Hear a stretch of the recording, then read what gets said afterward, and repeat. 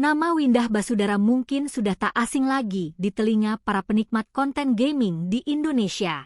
Pria yang akrab disapa Bang Windah ini dikenal berkat gaya bermainnya yang menghibur, narasi yang kocak, dan interaksi yang hangat dengan para penggemarnya. Tapi siapa sangka, sebelum mencapai kesuksesan sebagai YouTuber gaming dengan lebih dari 10 juta subscriber, ia sempat menjalani hidup yang jauh dari gemerlap dunia digital. Windah Basudara lahir di Manado, Sulawesi Utara, pada 14 Maret 1992. Nama lengkapnya adalah Brando Franco Windah.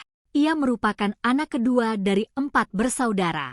Ia sempat mengejar pendidikan tinggi di jurusan hubungan internasional di London School of Public Relations, LSPR. Namun, kondisi ekonomi keluarga yang tidak mendukung memaksanya untuk menghentikan kuliahnya sebelum lulus. Windah bahkan harus menjalani berbagai pekerjaan untuk bertahan hidup. Ia pernah bekerja sebagai pelayan hotel dan juga di sebuah restoran. Pekerjaan tersebut dijalaninya dengan tekun, meskipun jauh dari cita-cita. Namun, rasa cinta Windah terhadap dunia game dan entertain tidak pernah padam.